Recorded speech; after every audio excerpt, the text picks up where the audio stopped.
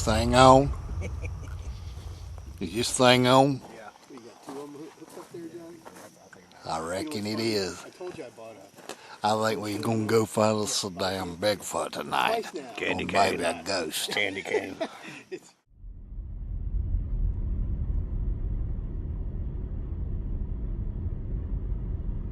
The time is 11:20 p.m. The temperature a comfortable 65 degrees. A pleasant break from the warm and humid nights common in eastern North Carolina this time of year. The moon in the waxing gibbous phase, 50% illuminated, but not yet full.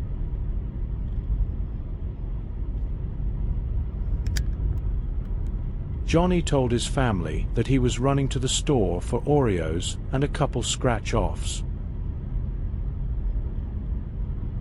That was 3 hours ago.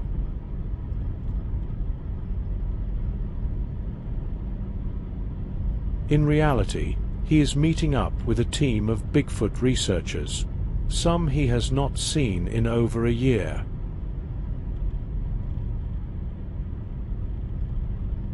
The creature known as Bigfoot is real to Johnny. He witnessed one walk across the road one afternoon 2 years ago. He is determined to see one again, this time at close range.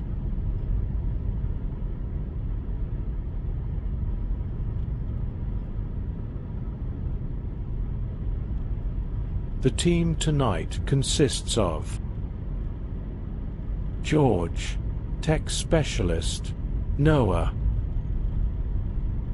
Jimmy, expedition team, believer, Matt, audio specialist, Noah,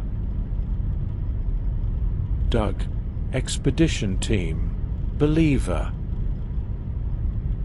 Johnny, field operations, Noah.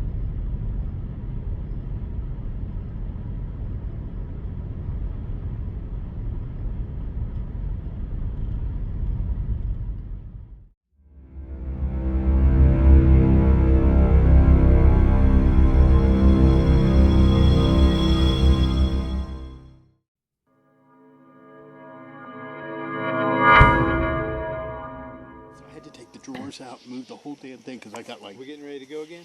Yeah. Because I got shells and everything, you know, gun shells and stuff in there. It weighs a ton. I had to take them out. I might as well walk. Finally got the damn thing. I was like, I can't believe I just saw this thing like a week ago. Now we're going to head back down. I'm going to switch out recorders. Which way we going? Let's see. This is better than me. Going by bathroom either way, right? Yeah. Oh, yeah. That's the boat spray. Yeah, we'll go down there and then if we feel like it, head down that way. Alright, she's good. That's good. Sound good to you, Johnny? Oh yeah, anything's good. Cool. Anything. It feels so good to be out here. Telling him it's driving me crazy. And now that I'm 60 pounds lighter, it's like my legs feel fantastic. I'm ready just to go out. Yeah, I'd bring mine. You know, you might get pissed off with one of them. You might get turn it on. You still have that headlamp? What was the last thing you had happen out here? No, I hated that. I was out here a couple weeks ago, just spur of the moment, and I went up on that, you know, where the and I just hung up there like pretty much from like 11:30 at night till about 3:30 in the morning until I came back here to recharge my stuff, and then I came back up there about 4:45, and by that time the sun was starting to come up. But I didn't have any of the body cams going because I didn't want any kind of infrared signature going. I just sat up there nice and quiet with the thermal. Heard a couple tree knocks up around 2 o'clock in the morning. Nothing like really wham, just casual. And then there was a reply back here. I got to hear that. And then this one moved and knocked, and then the one back here, back behind the tobacco barn up here, Yeah. it's back up in there in the woods, knocked again, and that was really about it. So up around like 1:45 to Yeah. 2:20 in the morning. See, I went to West Morris with this. There was another squatcher there named. He's from Seagrove. He's green. He's new, but he's serious. He's into it. He was out there. He said they were squatching. He said the night before nothing happened. It was dead. You know, whatever. I laid down, was canvassing. It was hot. I was canvassing site 10 from site 13. I got 2 knocks, very crisp, but Yeah. they're 2 different pitches. And I think that there's 2 guys camping in their cars. I think they were knocking. Yeah. But it was crystal clear. But it's like, darn, I don't know. Yeah. 'Cause you can't tell what other people are doing. Right. But they were crystal clear. But they're 2 different pitches. So that's why I wanted, if I could hear your knocks, if I could hear them back and forth, if Yeah. they're the same pitch, that goes with the South Mountain thing. If they're all the same pitch. Right. That's my theory. That's why, if I go back to South Mountain with a 500 watt speaker, I've got the tuned knock. Yeah. Call blast that sucker with 500 watts. That's what I want to do. But that's going to take some bravery. Or the South Mountain Monster audio. Just turn that back on.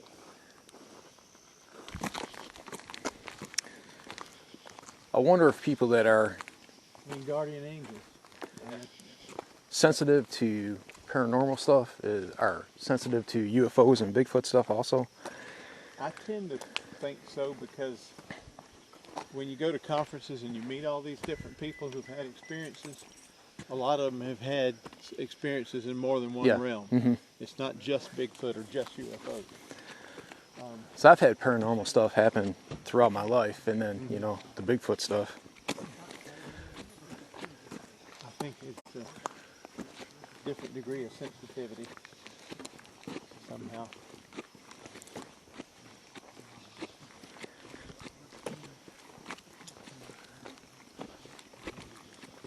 I think at least at a very minimum, if you've allowed yourself to become open-minded to the possibility, then you're more likely to not be so dismissive of anything that happens. Right.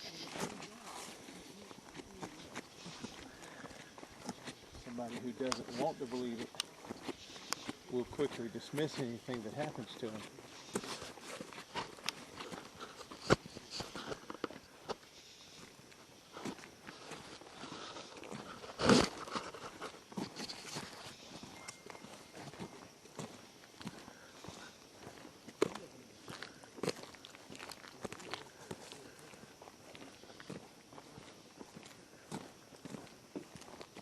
Hey, Johnny, that new thermal I got on that field, oh my God. When you get out to that open Yeah, I area, can't wait to test it out. holy shit, it's crazy.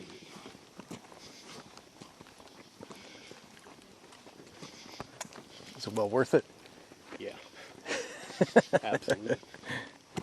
Absolutely. The only thing I will say is the way the woods are right now, you could use a TM160 and you'd be fine Yeah. because you can't see more than like 10 feet through a lot of that shit. Now across the creek and everything, if we had something up there, it would be perfect for that. So I don't even turn it on until I actually need it, but I was using it on that field. I was like, holy shit. It's crazy.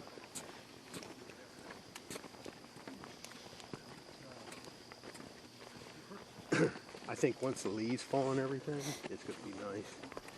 I wish I would have had this in November when I got that picture of that one. I was like, holy shit, that would have made a big difference.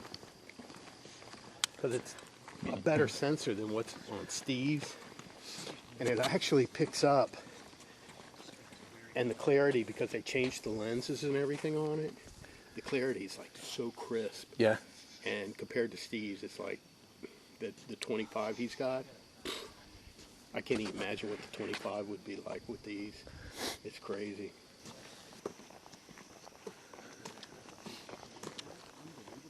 Might have to adjust the Doppler. Take a look at that shit. You're gonna go, holy fuck. Oh my gosh. Is that crazy or what? Wow. Is that unbelievable?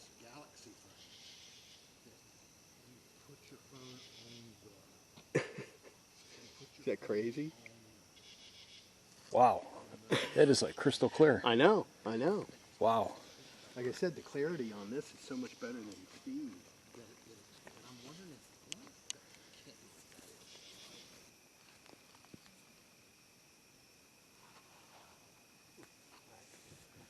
That's not a critter. I don't know what it is.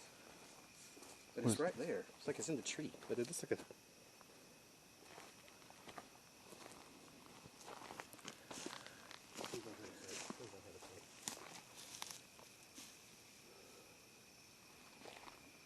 Oh, it's a bird.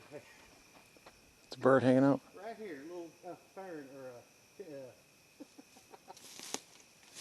It's cute. Oh well.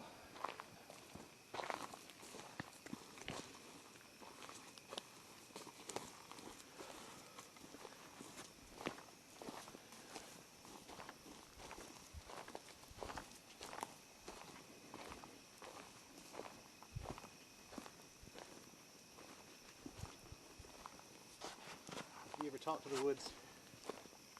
Nah, not really. I wouldn't mind, you know, that's, I kind of do like a talk prayer type thing. yeah. Just to say, hey, we're here. If you guys know we're here, we ain't doing no harm. Give us a sign. I don't know. It worked for Terry.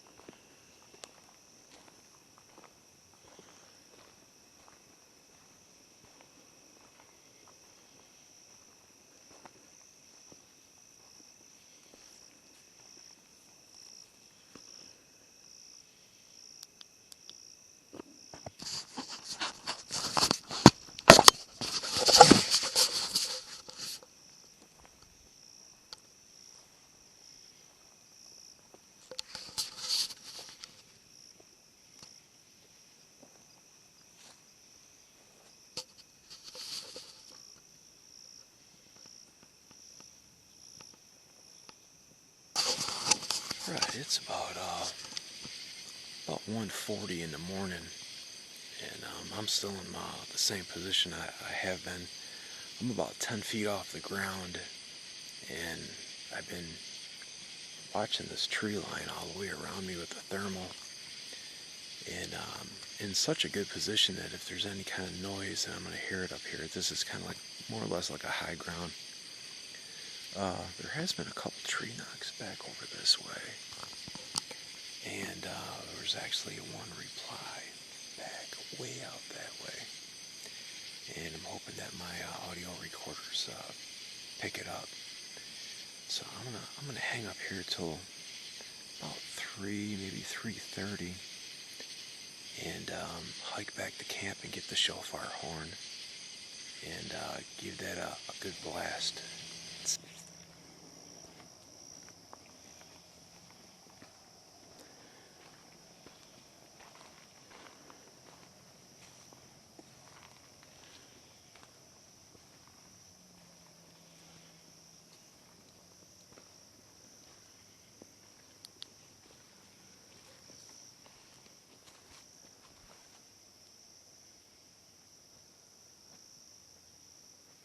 The team makes their way down to the creek. Across the creek are a series of bluffs and ridges covered in dense woods. It is believed the Bigfoot creatures use this terrain to move through the area. Any noise, whether being a tree knock or vocal, will be easily heard at this location. Everyone is equipped with thermal detecting scopes, able to pick up anything giving off a heat signature.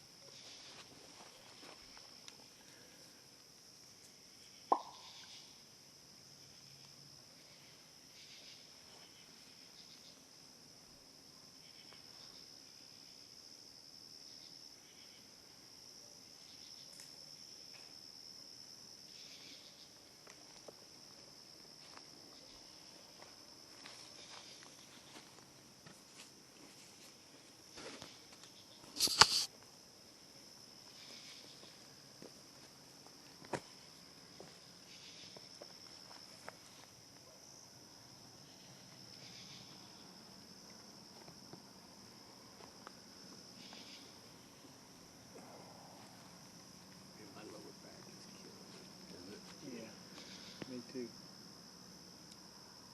What happens when you get old? Everything aches.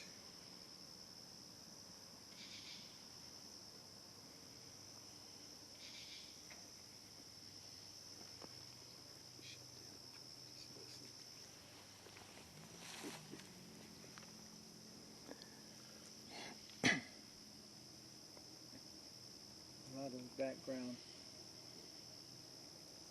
was around 20 degrees Celsius when we were in here before. It's 16 to 17 now, so it's cooled off a little bit.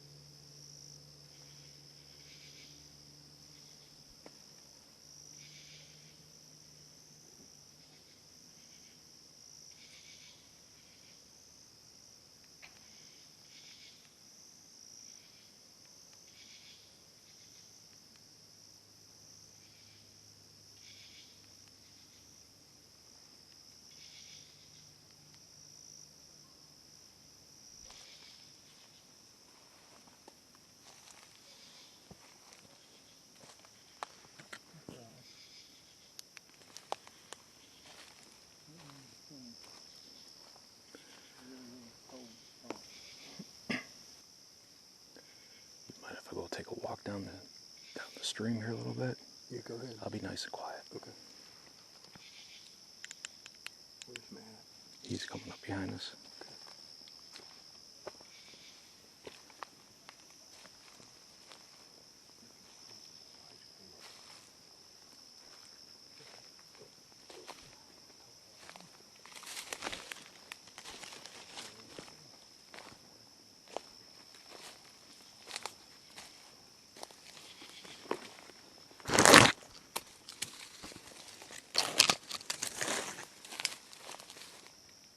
While Doug, George, Jimmy and Matt hold their position, Johnny heads downstream looking for possible footprints down in the creek bottom.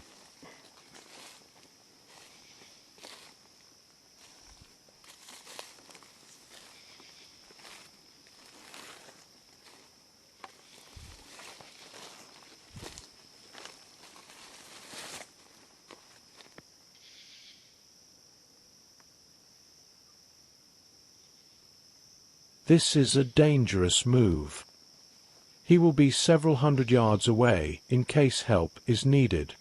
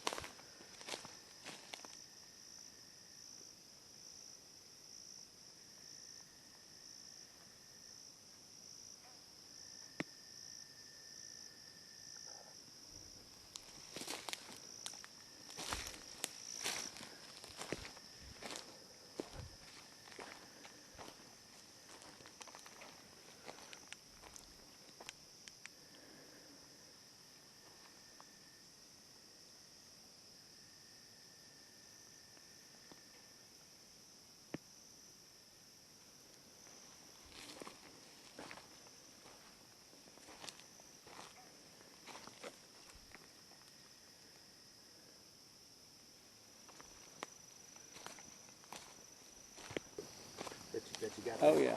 Oh yeah, yeah, yeah. Well, the I had gone into the museum a few times, and had been wanting to come do some investigation or at least walk down a trail or something. And so I went by the museum that day. It was October, middle of October in 23, and nice weather, 60s, sunny skies. So I went by and I saw Steve, and he gave me a map, and he says, "Here's the 3 places." And one place he circled was your road crossing outside, right on the outside of the park over there.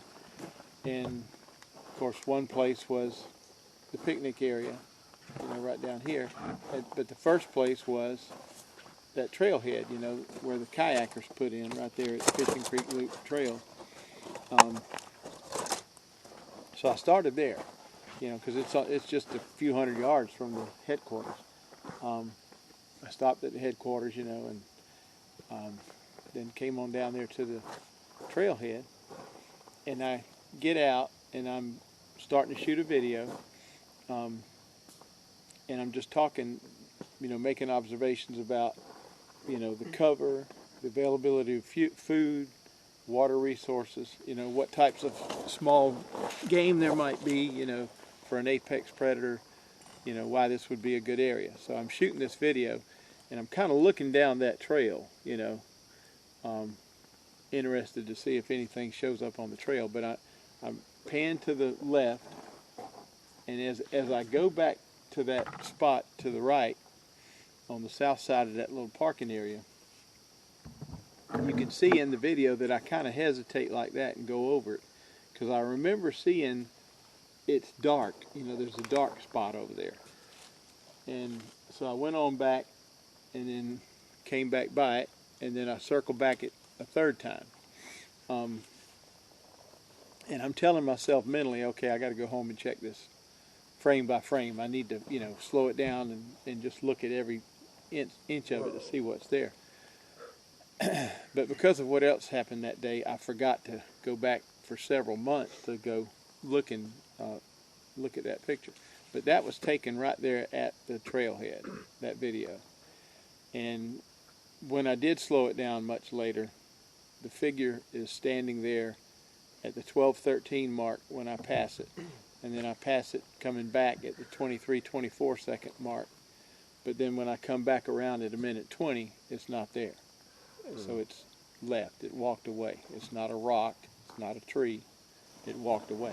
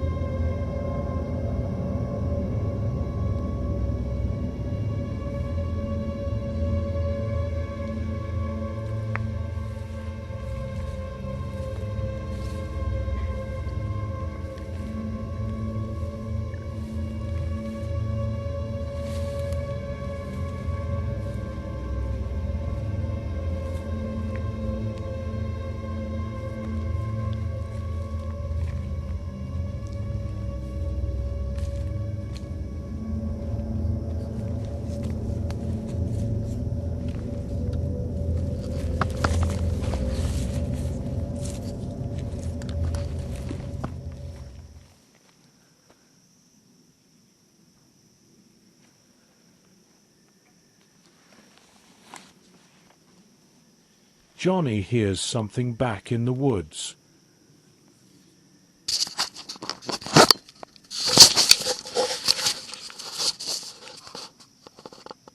Ursus americanus, the North American black bear. Black bear mating season typically occurs during the summer months.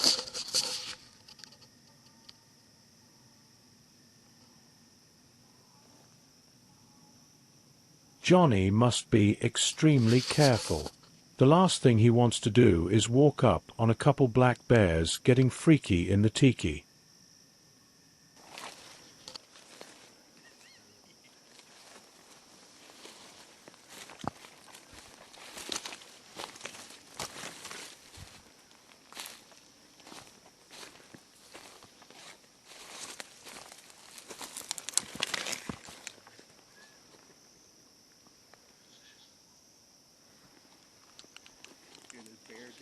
Yeah.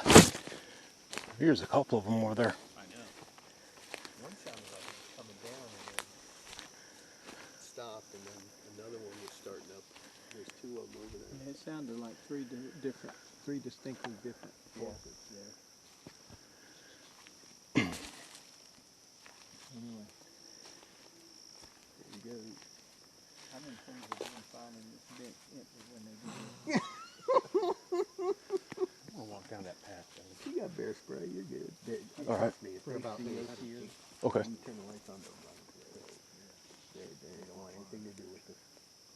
I'm not sure I know how to use the bear spray. Don't you worry. You just stand behind me. George knows what to do. There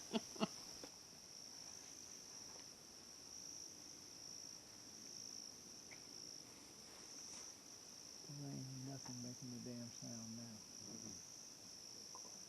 Can we do that baby noise? You have that? Yeah, do it. That'll bring the bears in. Yeah, let's do that. Shit. It does, seriously. They're attracted to that. Well, let's don't do it then.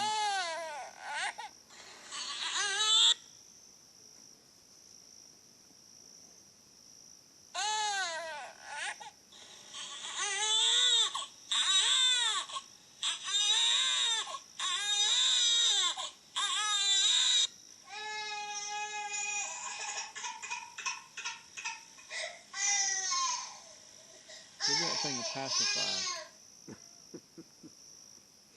I got that. I heard the mountain lions like that too. Mm-hmm.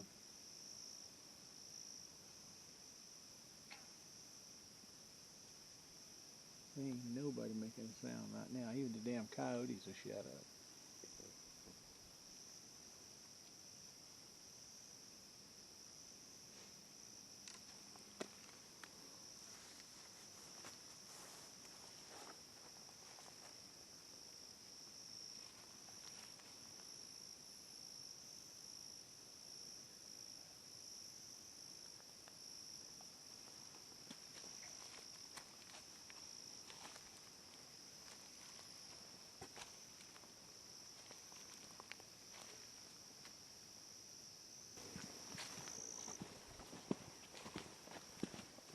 Somehow made it to 85, which was a miracle. Unfortunately, no Bigfoot activity to report of. The bears heard in the background are staying a safe distance away. The team makes the mile trek back to base camp.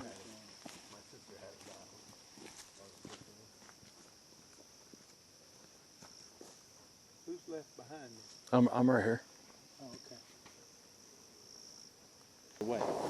But anyway, I did the video, did not know for sure something was there, but made a mental note, you know, hey, I need to check this.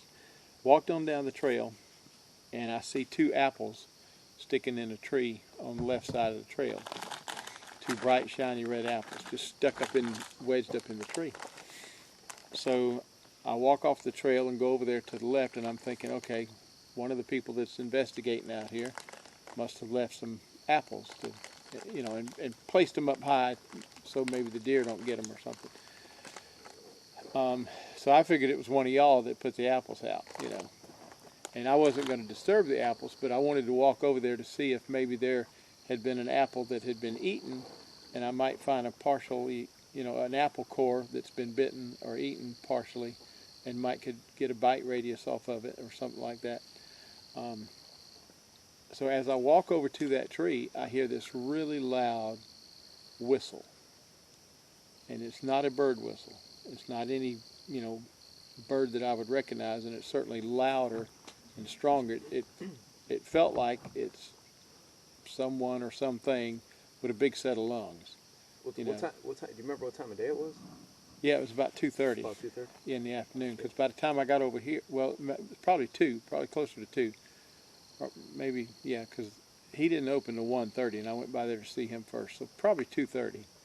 And by the time I got back down here, it was probably 3:30. But anyway, so it's a bright day, plenty of, October, it's light till probably what, 7 or so, so plenty of daylight left.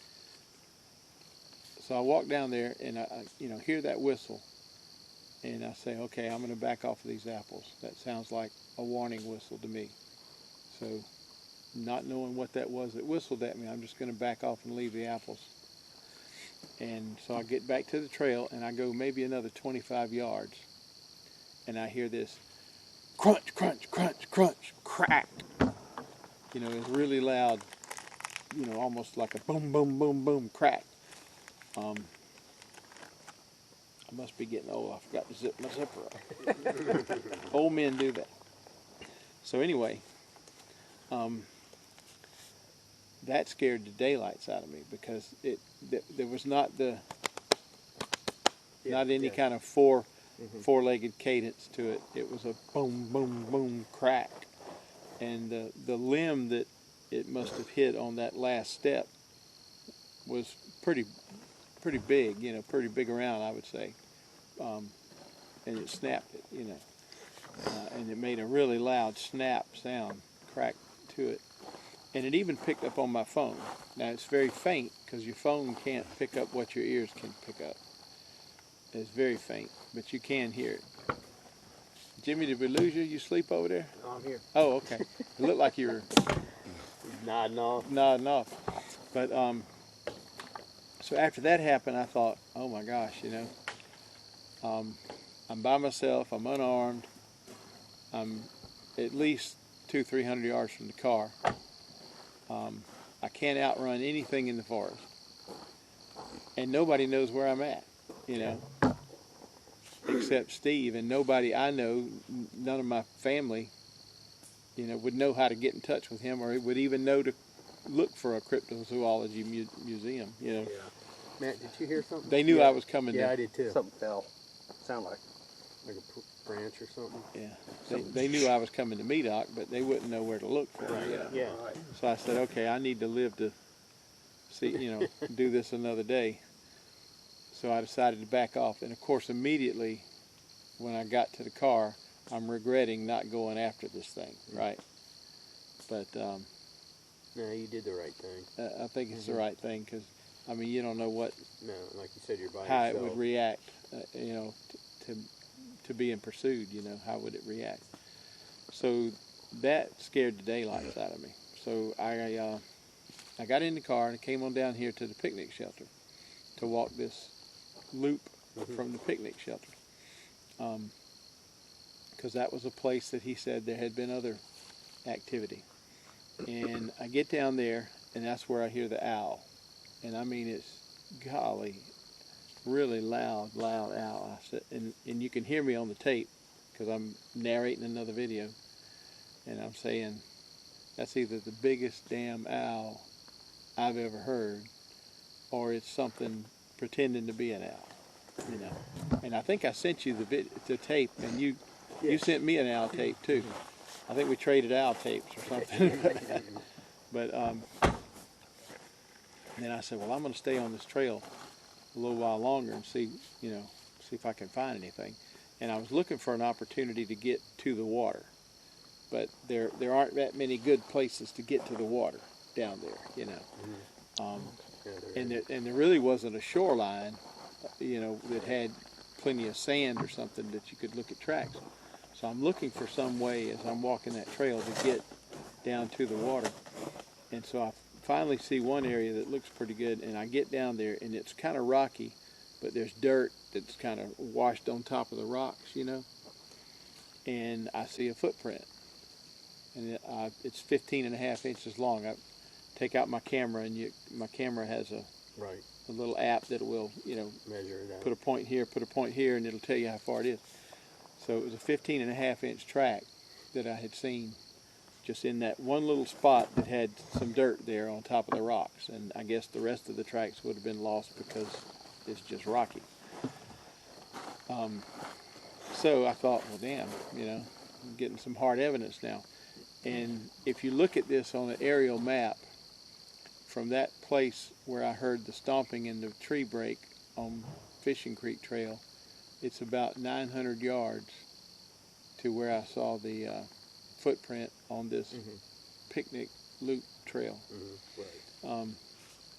You know, it's about a mile driving, or a little less than a mile driving it by car, but it was like 900 yards when I looked at it, you know, on the aerial map, and I thought, well, that makes sense.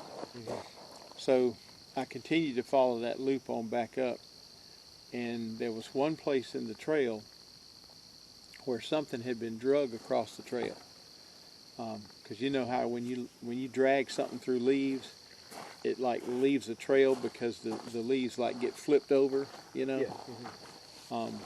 And that's what this looked like. It looked like something heavy had been drugged, you know, maybe a deer carcass or something, I don't know. But something had been drugged across the trail. And that was pretty interesting to me too. You know, inconclusive, of course, but interesting. When you put together a whole bunch of inconclusive pieces, they start adding up, you know. So I'm convinced that day that the one that whistled at me on the left was different from the one where I had the stomping and the tree break, because nothing had crossed that trail in front of me. You know, I was very careful to be watching. Right. Yeah. You know, so those two, and then the one that was on the video right up at the trailhead could have been the third one, or it could have been the one that I heard running if he had followed me down the trail. But you know, this was a couple of 100 yards from where the first video was taken, so you know, he would have had to follow me down that trail a significant way in order to be the one that I heard stomping. So really, I think there were three: the whistler, the stomper, and the watcher. And I was triangulated in the center of them. I think what's crazy is when Steve and I met you down there at the thing, that damn thing was only like 60, 70 feet from you. Yeah, it wasn't far at all. I was like, holy shit. It was close. And then Steve went back there, and it was like a joke, you know, when we matched it up. I'm like, dude, you're like a midget. Yeah. Yeah, I tried to kind of, you know, play with the photographs a little bit, and it looks like I come almost to his shoulder, right up just below the shoulders, but I'd be looking into his chest. And I'm 6 feet tall, and he's at least a head taller than me. I figured 7'2" to 7'4" was what I was estimating based on, you know, the recreation. And there's no burned out tree stump back there. There's nothing there. There's no rock. We looked all over. I mean, there's nothing there that could have been the subject that you see in that picture. Yeah, And, you know, I swear when I look at that, yes, it's a little bit blobby, it's a little bit fuzzy because it's a cell phone cameras. Right. But I see a head, I see a face. What I You think can is see that two bicep. eyes. Yeah. You actually can see 2 points of light that, you know, eye reflection. I see a deltoid, a big shoulder. Yeah. I Yep. see a bicep Yep. and a forearm. Yep. You know, and in the first picture, the positioning is not the same as the second picture 12 seconds later.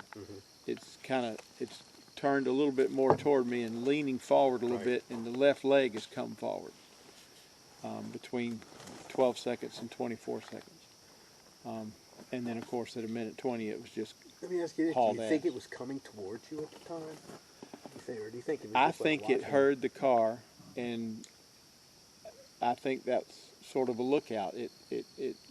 That's the one that, you know, I call him the watcher. He's the one that's coming to see who's pulling in, you know.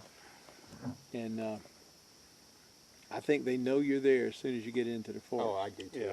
I think. And Yep. when we went back to do that recreation, as soon as we got out of the car, Steve heard activity in the woods. Before he even got the camera on, he heard Right. he heard noise in the woods. And then once we got the camera on, and he was talking to me, interviewing me about, you know, October of 23, and this was October of 24 when we went back for the recreation. Right. While he's talking to me, you hear on camera, pow, Yeah. a tree knock straight, you know, I estimated about Yeah, we 200 did hear yards. something. I remember that. 200 yards down the trail. Yeah. So we start taking off down that trail, and as soon as we get going that way, here comes this, you know, crash, crash, crash, crash, thud, splash. Limb is thrown from across the river, hits up about 20 feet high in these young trees, and crashes through those limbs, and then goes into the water. And you hear the splash, and so then we run that way. So it's almost like they were, you know, like you take a laser pointer and you play with your cat. You know, move him over here, then you move him over here, then you move him over here. It's like they were, you know, or you take a tennis ball or something and throw it to the dog here, then throw one over there.